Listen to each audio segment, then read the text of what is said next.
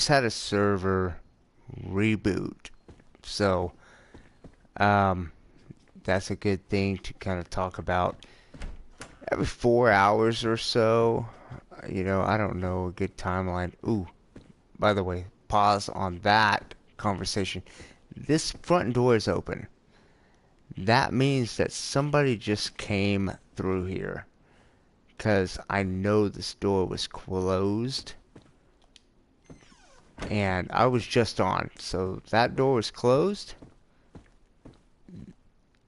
And this door was open. I left this door open. If you watch the very end of my last video, this door was open. When I ran back inside after getting firewood, I did not close this door. This door was open. So that's actually pretty strange. This door is now closed. That door was open. That means somebody just came through here. Let's look online. Wow, it's me and one other guy. So I would have to say that Isidore, whatever he decides to call himself, this guy, it's very likely that this guy just ran through my house. I honestly, I'm not big on going after and hunting down other players. I prefer a more cooperative experience in this game. However, it's hard to achieve that because a lot of people, they like to just kill you for your stuff because, I mean, come on, this is a survival game. But anyways, okay, let's get back to it. I got booted from the server just because they have to reboot these servers every 4 hours or every 2 hours or so. So they'll give you a little notification in the bottom left hand corner that will say server restarting in 45 minutes. They'll start counting down, 45 minutes, 20 minutes, 15 minutes, 5 minutes, yada yada. And I just wasn't paying attention to that when I did the last video. So sorry if you were, if you were kind of in the zone and then it cut out. That sucks. Anyways, we were working on a fire. Also, by the way, something else I just noticed. Look, I mean, this may sound weird to you, but these are the kind of things you pick up in this sort of game. This fireplace was open when I, oh, actually, forget everything I just said, actually. Okay, when a server restarts, all doors are shut. So what that means is when a server restarts, so before the server restarted, I had this fireplace open, right? Just like this, because I was using it. When a server restarts, it will close when you come back. And so will these other doors, just like this. But what is interesting is, if you notice just a second ago when I came out of this room, this door was open. So I can say that pretty well confirms that the other guy that's in the server right now, the only one other dude, he probably just came through here. So he's probably nearby somewhere. He may or may not be a threat. Honestly, this early in the morning, I mean, I could make friends with him. I at least hope I could, because I'm not actually doing so well. But anyways, let's try to keep up with this introduction. I know a little bit ago, again, these videos, these are for my friends, trying to get you guys into DayZ and give you guys a good introduction. If you watch the other ones, you'll have picked up a lot of things I've explained about how to tell where you are on the map, because the map is very large and there is no access to the map from within the game. So if I hit the character menu, obviously there's nothing here. You just look at your inventory. what you have in your hands or what is in your vicinity. You hit the pause menu. Obviously, these are your only options. There's no map option, okay? There's no map. But there is one online, and pretty much everybody who plays DayZ right now, they use a website or an app that's called I Survive, which, so you could say I Survive, but it's not an S, it is a Z. I Survive. That is the kind of go-to application or website to view the DayZ map of Chernarus. So, if you don't find a compass in the game, then you will need to just orient yourself with the sun. So we've got the sun over here. If you watched the first or second video that I did realize that I made a mistake. At first, I thought when the sun was setting, I thought that it was morning time. So I thought this was east. Turns out the sun was setting, and that is actually west. And this is east. So I do know that right there, that is the rising sun. So that's east. And going off of my knowledge of the game and the map, this is going to lead me to the coastline. And so that leads me to something else to familiarize you with. Typically when you spawn into the game, definitely on official servers of the game, you're going to spawn on the coastline. And it could be the eastern coastline or the southern coastline or somewhere on the corner. If you go and you pull up the map online, you'll kind of see what I'm talking about. That it's either going to oh, this is amazing, great. You'll see on the map that there's an eastern coastline and a southern coastline. There's not a western coastline. It's who knows if the map is supposed to be an island or not, but there's only an eastern or southern coastline. The rest of the map, the northern and western edge of the map, they just get cut off. They're landlocked. Anyways, I just found a jacket. So what I did was I dropped my hoodie, okay, by holding square to drop it. And I'm going to equip this jacket that I found. Now, you got to be careful when you do this, because a kind of beginner mistake is you will drop your jacket and you'll equip the new one and you'll run away, forgetting that you left all of these items in the hoodie that you just dropped. That's a mistake that I made several times when I first started the game. So just that's a good thing that I'd like to point out. So what I'm going to do is I'm going to equip the new jacket, the quilted jacket that I found on the ground here, by pressing triangle. Then I'm going to make sure that I pick up all my items from the old hoodie, including a sewing kit, because this jacket is damaged. So what I'm going to do is I'm going to put this back in my inventory. And I'm going to go back to the quilted jacket. I'm going to hold square and I'm going to drop it. Then I'm going to go over here. Because the sewing kit is in the quilted jacket, I have to go back to the vicinity inventory, which is stuff that is on the ground and not in my actual inventory, but it is on the menu here. So I'm going to press X. I'm going to equip this sewing kit. I'm going to crouch down, and you can see I have the option to patch the jacket. I'm going to hold it down. I'm going to patch up this jacket before I put it on. That way it's a brand new jacket, so to speak. And now you can see how it's all kind of torn up and everything, right? That's how things look when they get damaged. It's pretty cool details that the game has.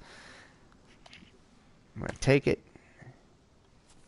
Now if I look at it, oh wait, I think I might have accidentally repaired the hoodie. Hold on, let's see. So the quilted jacket is damaged. Let's see if we can repair it anymore. I'm kind of new to repairing clothes. That's not something that I've used to do very often. Let's see if I can repair it more. Quilted jacket, patch. Alright, let's try it. Let's see if I can make it a little better condition so that I could show you guys. There you go, look. The detail came back into the jacket. It went from looking holey and ragged, and it looks a lot better. So now you look at it, it looks pretty new. And let's see what kind of condition it's in. Now it's gone from badly damaged to worn, and it's in the green. So that's pretty good. Sewing kits are pretty valuable. If you can afford to carry them around, if you got a good backpack or something like that, great. Look, something I really need to find is some pants, because in the last video I talked about why I don't have any pants. So yeah. But now it's daytime. I'm glad it's daytime. It was nighttime in the last videos. But we're going into town here. There's going to be lots of zombies. It's going to be slow moving because I don't have a lot of great weapons. I've got a crowbar. The crowbar is eventually going to become really damaged. Let's see. What's here? Okay, some nails. Alright, I'm not going to take those right now. There's not much. I'm not really going to be building much anytime soon. But nails are going to be... You're going to need lots of nails when you're trying to build things like crates, you know, to store things in. Especially if you want to build a cabin or a fort or anything like that. Fencing. You're gonna need lots of nails. Nails are a really good resource. So just because I pass them up, alright, so let's see here. Alright, I can craft an armband or some rags. I'm gonna go ahead and craft some rags out of this raincoat, because you can make some makeshift pants, makeshift clothing out of rags. It does take a lot, but that is something you can do, and that's a good thing to do, especially when you're at the point where I'm at. I'm really low. My blood level is not very high. Really glad to be finding some food. By the way, I'm on an official server, and not too long ago, a few months ago, official servers were really hard, but I feel like they're getting a lot better. The official servers, there's more loot, and they're a little easier to play on. But let's close that door. Community servers are also really fun because they can be modified, and they're really popular, so there's lots of players. And again, they can be modified. They can change how long the nighttime lasts.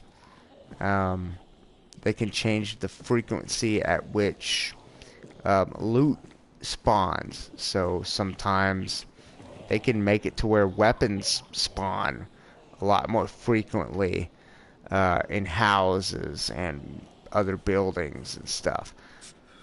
There are a lot of options when you're playing on community servers, and it can become really fun.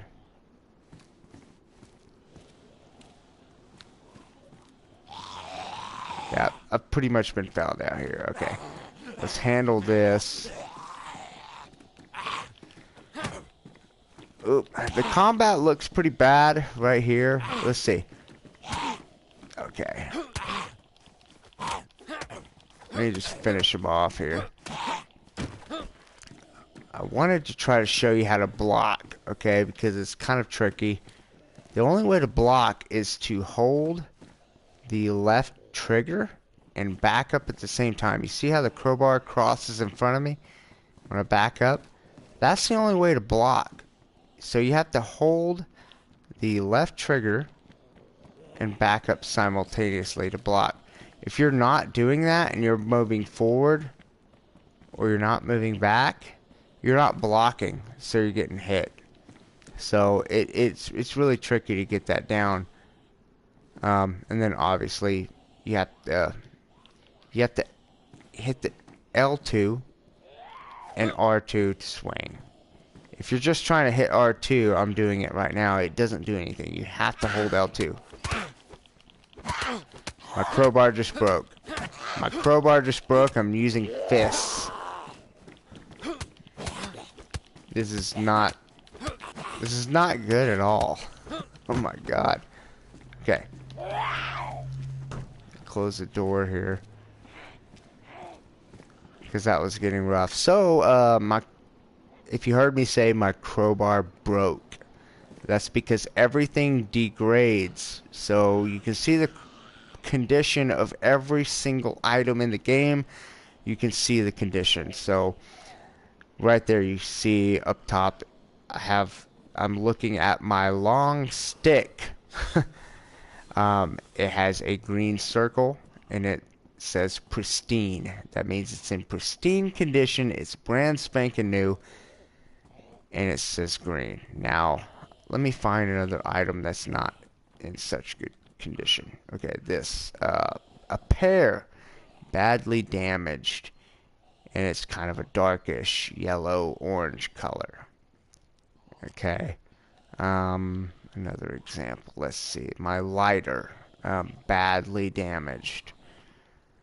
Now I don't have anything that's ruined, because really, I mean, when something becomes ruined, you drop it because it's useless at that point. When something says ruined, you can't use it. It's a red circle. It's ruined, right? So the conditions that things can be in, they can be pristine. I think maybe they can be worn. They can be damaged, badly damaged, and then ruined finally. So I think that's the full spectrum of condition for items. Again, I think that is, things go from being pristine to worn to damaged, badly damaged.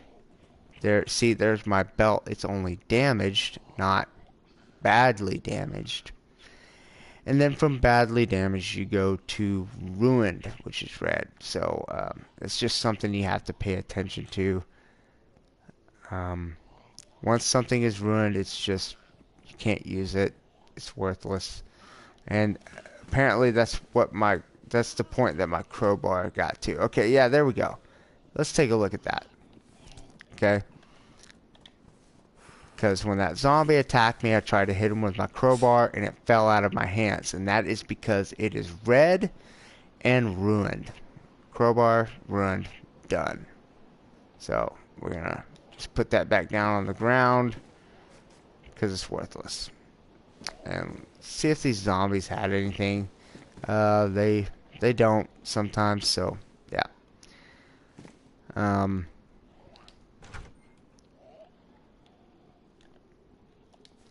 gonna take this stick because it's pretty much the only weapon I have now. Let's see if I can make it out of here. Okay, they saw me. I'm gonna try to close this door behind me. I will have to say, if you're playing on PlayStation 4, it's hard to close doors, man. You have to aim at them at just the right spot. And sometimes you'll run into a place and you can't shut the door fast enough behind you, and zombies get to you. That does really suck. Yeah, that happens.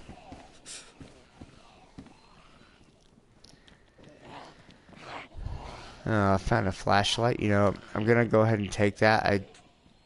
I had one earlier. I must have dropped it, so it's great that I found another one. Flashlight, really valuable in a survival game. And they do take batteries. So if you don't have a battery, if you can see here where I have it equipped in the middle, it doesn't have a 9-volt battery. So again, the level of detail that this game goes into, it's, you know, you love it or you hate it, you know, honestly. I'm not gonna put that skirt on, by the way. Let's see if there's anything up here. No. Alright, I'm gonna keep this short. Okay, so let me think of some other features of this game that I may need to explain. I mean, we talked about the map. We talked about how time works, okay? On official servers, the time is pretty long. So for daytime, you might be looking at about 3 hours of daytime and about an hour of nighttime. Okay, so for some people that's really long. When it gets dark and you don't have the resources to get around at night, that can be pretty tedious and annoying, and some people really don't like that.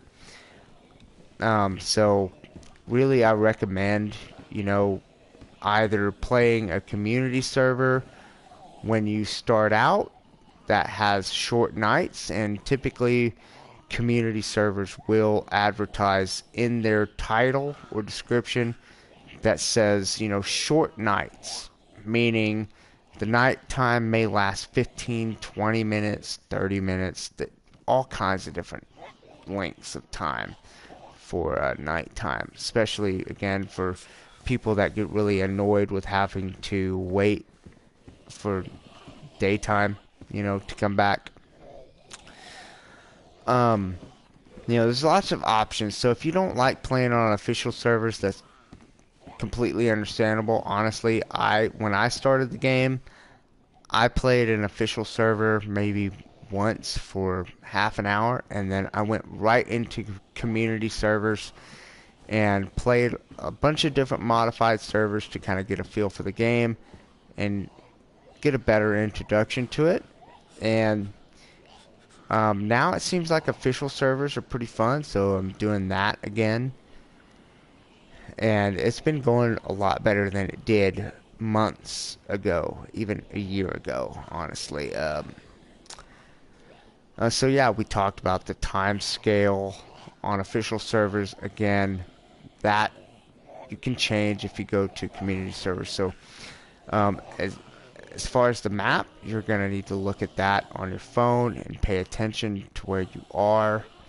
And as a new player, that can be difficult because you might spawn in a random location and there's no town nearby, but you're going to need to find a road, and then from a road you're going to need to find a town and find a sign outside of town on the road, and you know, read the Cyrillic and you know, and look at the map on the internet and figure out where you are, and then, you know, figure out what your directions are, and you'll be able to navigate. And you know, again, this video is mostly made for my friends, so there's not a whole lot of information here on survival. I hopefully intend to help my friends do that through gameplay. If you did find this video on my YouTube and you're a stranger to me and you do want somebody to play with, just hit me up, comment. We can make that happen. But anyways, this is mostly for my buddies. Hopefully you guys have watched this. It's cool. And I think a lot of information is here. I'm pretty much done. Adios.